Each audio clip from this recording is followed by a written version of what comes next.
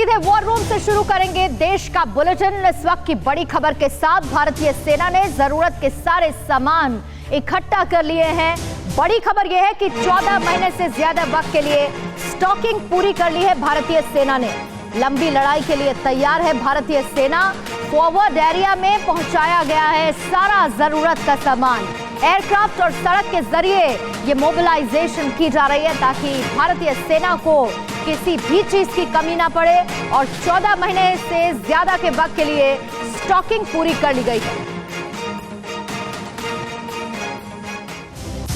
सेना के जवानों के लिए भेजे गए हैं स्पेशल टेंट। जो फॉरवर्ड लोकेशंस है वहां ये स्पेशल टेंट भेजे गए हैं। ये स्पेशल टेंट -50 डिग्री तक की ठंड रोकने की क्षमता रखते हैं। इसके अलावा खास कपड़े भी पहुंचाए गए। युद्ध के लिए भारतीय सेना पूरी तरीके से तैयार है। एक तरफ स्टॉकिंग हो रही है तो दूसरी तरफ -50 डिग्री की ठंड का सामना करने के लिए जरूरत की चीजें पहुंचाई जा रही हैं। लद्दाख में हिंदुस्तान की फौज का चक्रव्यूह तैयार। चीन को एलएसी पर मिलेगा करारा जवाब। भारतवर्ष के शूरवीरों ने गर्म कपड़ों से लेकर राशन तक का किया बंदोबस्त। ईस्टर्न लद्दाख में सेना की तैयारियां जबरदस्त। पूरी सर्दियां एलएसी पर मुस्तैदी से डटे रहेंगे हिंदुस्तानी योद्धा।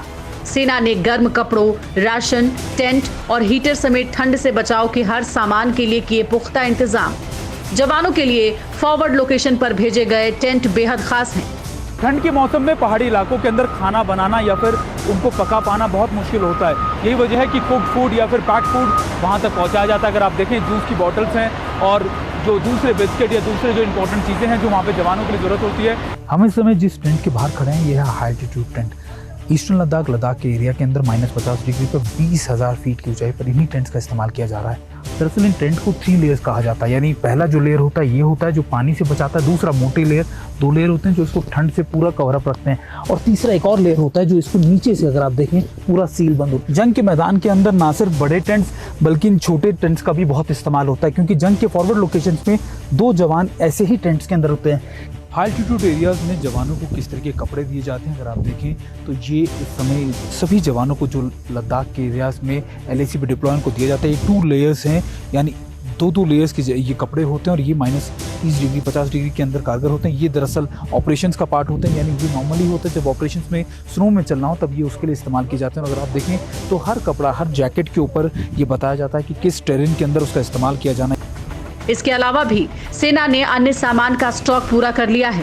4 महीने से ज्यादा की जरूरत का सारा सामान एलएसी पर पहुंचा दिया गया है। इस मिशन में चिनूक ने भी बड़ी भूमिका निभाई तो रोड के जरिए भी रसद पहुंचाने का काम जोर शोर से हुआ। अब इंडियन आर्मी लंबी लड़ाई के लिए तैयार है। यानी चीन ने एलएसी पर अब कोई हिमाकत की तो मुंहतोड़ जवाब मिलेगा। और इस वक्त की एक बहुत बड़ी खबर अमेरिका से जुड़ी हुई है। अमेरिका चीन तनाव पर यह बहुत बड़ी ब्रेकिंग है। अमेरिका ने एटम बम गिराने का टेस्ट किया। B-52 बॉम्बर से एटम बम गिराने का सफल टेस्ट किया। लुइसियाना में बम वर्षकों ने अपनी क्षमता का परीक्षण किया है। परमाणु बम गिराने की अपनी क्षमता का परीक्षण किया गया।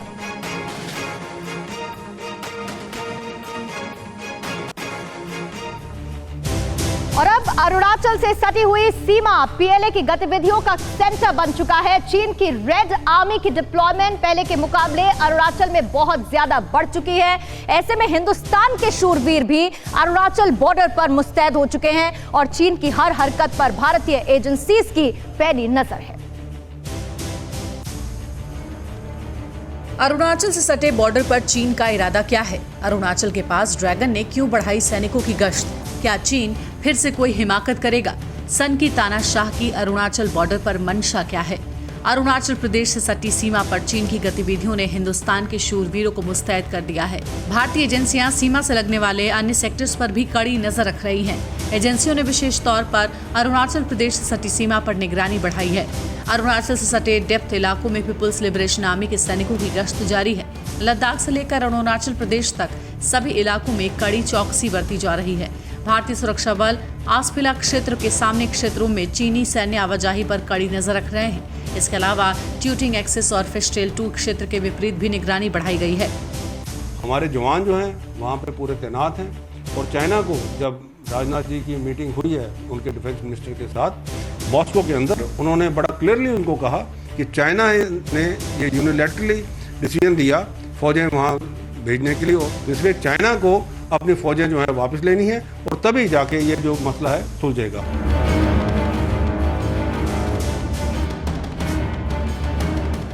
चीनी सैनिकों को डेप्थ वाले इलाकों में खास तरह की तैयारियों करते देखा गया है।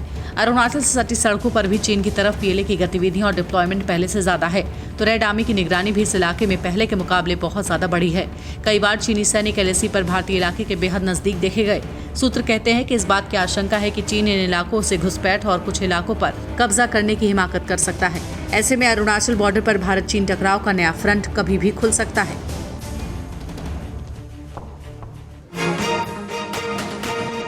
और बड़ी खबर, सुब्रमण्यम स्वामी का एलएसी को लेकर स्टेटमेंट, जहां पर एक साथ दो मोर्चे पर युद्ध की हम क्यों ना सोचें। एक तरफ जहां पर भारत के सामने चीन है और दूसरी तरफ पाकिस्तान। सुब्रमण्यम स्वामी का ये बयान, पाक को 4 टुकड़ों में बांटने का ये मौका। 15 नवंबर के बाद दो मोर्चों पर युद्ध संभव है। पीओके वापस लेना है तो इस युद्ध से ये संभव है।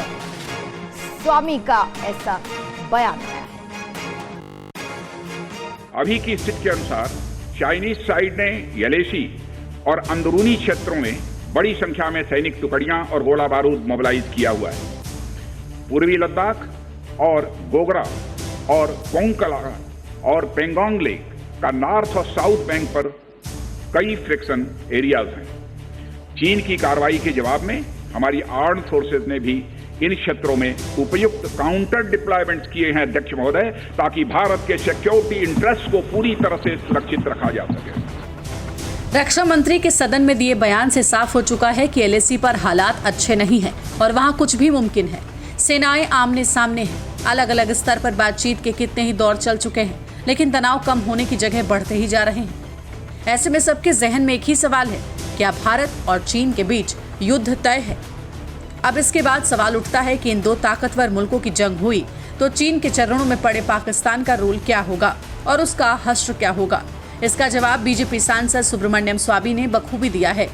हमें चीन और पाकिस्तान के साथ दो मोर्चों पर युद्ध का स्वागत क्यों नहीं करना चाहिए? टीवी एंकर्स इस सोच से कांप क्यों रहे हैं? अगर हमें पीओके वापस लेना है और पाकिस्तान के 4 टुकड़े करने हैं तो ये 15 नवंबर के बाद दो मोर्चों पर युद्ध से संभव हो सकता है। अब जरा मुत्तहिदा कौमी मूवमेंट MQM के संस्थापक और पाकिस्तान के मुहाजिरों के नेता अल्ताफ हुसैन की बातों पर गौर कीजिए। अल्ताफ कहते हैं कि पाकिस्तान दरअसल वहां के फौजियों की जागीर बन चुका है और ये फौजी देश को चीन के हाथों में बेच रहे हैं। ये ना मेरा पाकिस्तान है ना तेरा पाकिस्तान है, ये फौजी पाकिस्तान है, ये फौजी पाकिस्तान है। पाकिस्तान के अंदर यही वो हालात हैं जिसकी वजह से खुद पाकिस्तानियों का अपने ही देश से मोहभंग हो चुका है। ऐसे में भारत के साथ युद्ध में झटका लगते ही पाकिस्तान का टूटना तय है, क्योंकि सिंधियों, मुहाजिरों, बलूचों और पश्तूनों के खिलाफ सेना की ज्यादती किसी से छिपी नहीं है और ये सारे के सारे बस पाकिस्तान से अलग होने के लिए मौके की तलाश में हैं। और इस वक्त की बड़ी खबर यह है कि पाकिस्तान के हमदर्द टर्की को भारत ने दो टूक ये साफ साफ बोल दिया है कि हमारे अंदरूनी मसलों से टर्की दूर रहे। यूएन के मंच पर तुर्की को भारत की दो टूक। कश्मीर के मसले पर तुर्की को न बोलने की हिदायत भारत ने दी है। पाकिस्तान JNK में लड़ने के लिए आतंकी ट्रेन करता है। भारत का यह कहना, पाकिस्तान को आतंकियों को पेंशन देने का भी गौरव प्राप्त है।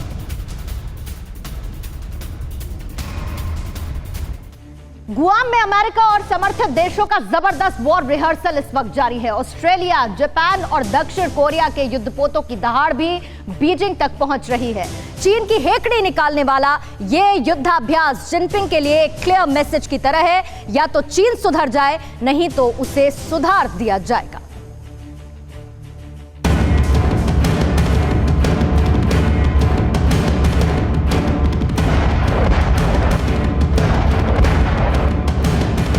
तस्वीरें प्रशांत महासागर में टीम अमेरिका के युद्धाभ्यास की हैं। अमेरिकी सेना का सबसे बड़ा आर्मी बेस गुआम एक्टिव है। सुपर पावर अमेरिका के साथ ऑस्ट्रेलिया, जापान और दक्षिण कोरिया का ये वॉर रिहर्सल चीन के लिए कड़ा संदेश है। अमेरिकी नेवी की बारूदी आतिशबाजी चीन के खिलाफ युद्ध के आगाज से कम नहीं है। जिन अमेरिकी जंगी बेड़ों को चीन ने फौरन समुद्र से हटने की वार्निंग दी थी, उन्होंने ही चीन की तरफ बारूद झोंक दिया है। जंगी बेड़े से उड़े फाइटर जेटों ने ड्रैगन आर्मी के होश उड़ा दिए हैं। तो क्या चीन अब चुप्पी साध लेगा? क्या जिनपिंग की अकल ढीली हो गई है? भारत से युद्ध करने के लिए फड़फड़ाने वाला शैतान दुश्मन अब क्यों नहीं चला रहा तोप? क्यों नहीं उड़ा रहा मिसाइलें? प्रशांत महासागर में अमेरिकी सेना का सबसे बड़ा आर्मी बेस गुआम में है।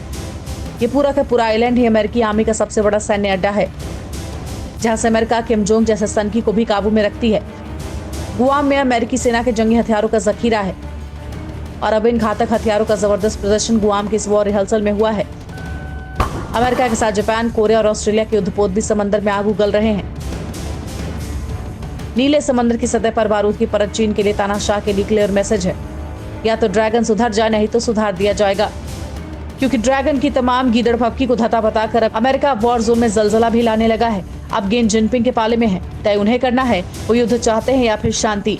जिनपिंग जो चाहेंगे होगा वही। उम्मीद तो ये की जानी चाहिए कि बीजिंग का सन की तानाशाह खुदकुशी नहीं चुनेंगे। टीम अमेरिका से सीधे युद्ध करने का मतलब तो यही होगा। और इस वक्त की बड़ी खबर, दुनिया के कई बड़े मुल्कों के बीच तनाव है। कुछ देशों के बीच सुलह की शुरुआत हो रही है और मिडिल ईस्ट के समीकरण बदल रहे हैं। ऐसा ही एक ऐतिहासिक समझौता हुआ है यूएई और बहरीन का इजराइल के साथ। ये ऐतिहासिक समझौता है, अमेरिकी राष्ट्रपति की मौजूदगी में ये समझौता हुआ। ट्रंप ने कहा ये नए मिडिल ईस्ट का आगाज है और अब कुल 4 अरब देशों में इजराइल को मान्यता मिली हुई है। मिस्र और साथ ही जॉर्डन जो कि पहले ही मान्यता दे चुके हैं और कई ऐसे देश हैं जो अब साथ आना चाहते हैं। और बड़ी खबर, इजराइल के साथ यूएई बहरीन के समझौते के वक्त हमला। गाजा से इजराइल में दागे गए रॉकेट और इजराइल की सीमा में ये 2 रॉकेट गिरे हैं। रॉकेट हमले से कुछ लोगों के जख्मी होने की भी खबर है।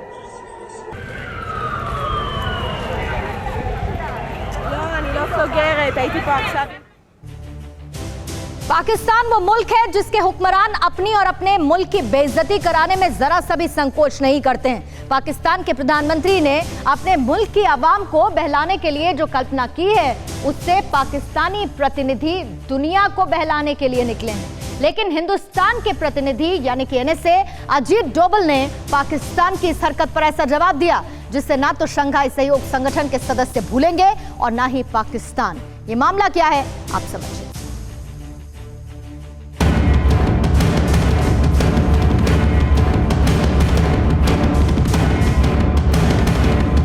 सरहद पर ना जाने कितनी बार पाकिस्तान पिट चुका है, ना जाने कितनी बार इमरान खान की अंतर्राष्ट्रीय मंचों पर बेइज्जती हो चुकी है। बावजूद इसके ना तो पाकिस्तान के हुक्मरान सुधरे, ना ही इमरान खान को अक्ल आई।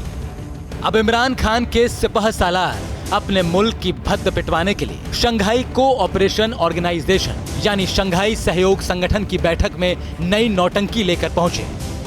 पाकिस्तान के एनएसए ने एससीओ की बैठक में हिस्सा लिया था, लेकिन अपने बैकड्रॉप में इमरान खान के दिमाग की उपज वाला नक्शा लगा लिया। ये वही मनगढ़ंत नक्शा था जिसे पाकिस्तान की सरकार ने हाल ही में मंजूरी दी थी। लेकिन यह हरकत भारत के एनएसए अजीत डोभाल को नागवार गुजरी।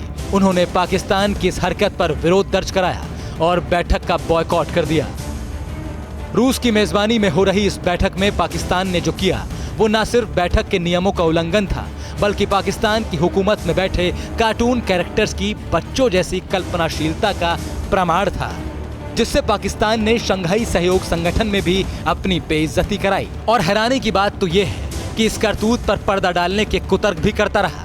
अब जरा पाकिस्तानी मस्खरों की हरकत को समझिए। 5 अगस्त को पाकिस्तान ने अपना नया नक्शा जारी किया है। बिना मान्यता का ये नक्शा पाकिस्तानी सरकार ने पास किया है।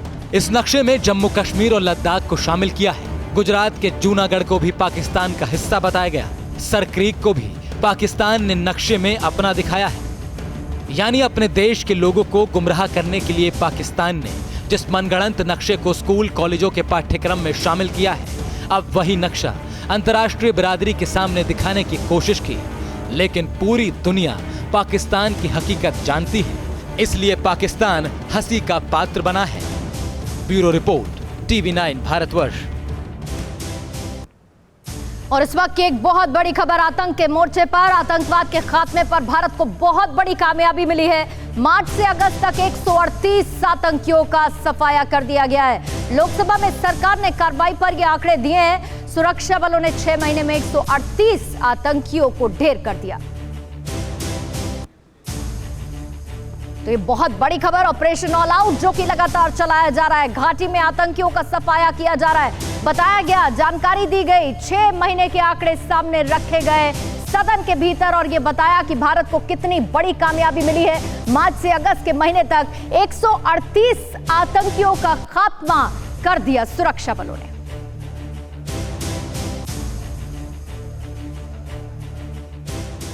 भारत के लिए कोरोना खतरे की घंटी बजा रहा है। केस कम नहीं हो रहे, ना ही मौत का आंकड़ा कम हो रहा है। हालात ये है कि देश में कोरोना मरीजों की तादाद 50 लाख को क्रॉस कर चुकी है। वैक्सीन की आस सब भी दूर है। ऐसे में रास्ता एक है, एहतियात और सिर्फ एहतियात। आपको दिखाते हैं कोरोना संकट से जुड़ी खबरें, क्योंकि कोरोना जिंदा है।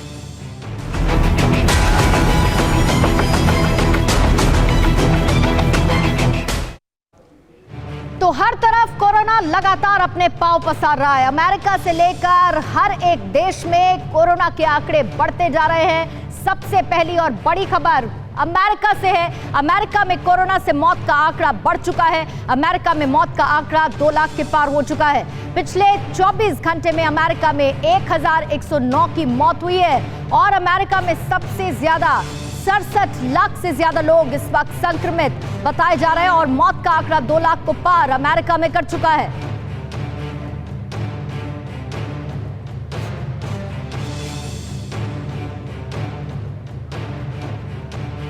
और देश में कोरोना संकट पहले के मुकाबले और ज्यादा बढ़ चुका है। बड़ी खबर यह कि देश में 50 लाख के पार कोरोना मरीजों का आंकड़ा। 24 घंटे में 91,000 से ज्यादा नए मामले सामने आए हैं। 24 घंटे में 1,283 कोरोना मरीजों की मौत हो चुकी है। वहीं 82,800 से ज्यादा मरीज 24 घंटे में रिकवर भी हुए हैं। हेल्थ मिनिस्ट्री की तरफ से जानकारी दी जा रही है कि रिकवरी रेट बेहतर हुआ है, मोर्टेलिटी रेट कम हुआ है, लेकिन 50 लाख का आंकड़ा हमारा देश कोरोना केसेस में पार कर चुका है।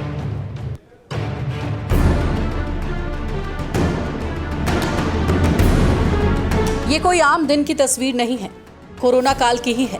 अपने देश के किसी भी हिस्से में आप ऐसी तस्वीर इन दिनों देख सकते हैं और इसी लापरवाही का नतीजा है कि आज कोरोना ने एक और डराने वाली मंजिल हासिल कर ली।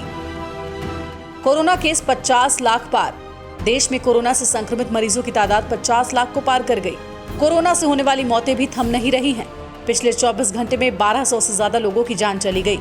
देश में अब तक 82,000 से ज्यादा लोग महामारी से अपनी जान गंवा चुके हैं। इस बीच केंद्रीय स्वास्थ्य मंत्री के उस दावे पर सवाल उठने लगा है जिसमें उन्होंने कहा था कि कारगर तरीके से लॉकडाउन की वजह से 37 से 78,000 लोगों की जान बचा ली गई। डॉक्टर हर्षवर्धन की ये बात बिल्कुल ठीक है। उन्होंने कहा है कि अगर लॉकडाउन ना लगा होता तो हो सकता है कि मामले बहुत ज्यादा बढ़ गए होते और एक अनुमान के हिसाब से उन्होंने कहा है कि 29 लाख लोग जो हैं वो कम इफेक्ट हुए हैं। जो सरकार ने एक साहसिक कदम उठाया है कि लॉकडाउन को फटाफट से लागू कर दिया, तो शायद 29 लाख लोग जो हैं वो और ज्यादा इफेक्ट हो जाते अगर हम टाइमली लॉकडाउन ना करते। देश में अकेले करीब 11 लाख केस महाराष्ट्र में आ चुके हैं, जबकि आंध्र प्रदेश में 5,80,000 से ज्यादा और तमिलनाडु में अब तक 5 लाख से ज्यादा कोरोना पॉजिटिव डिटेक्ट हुए हैं।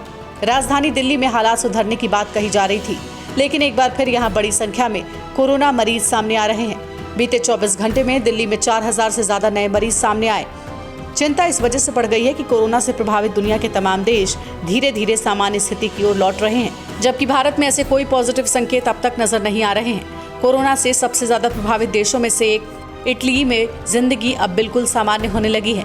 इटली में पहली बार कॉलेजों में क्लासरूम लगने लगे हैं। फिक्र आपकी, सोमवार से शुक्रवार रात 9 बजे सिर्फ TV9 भारतवर्ष पर।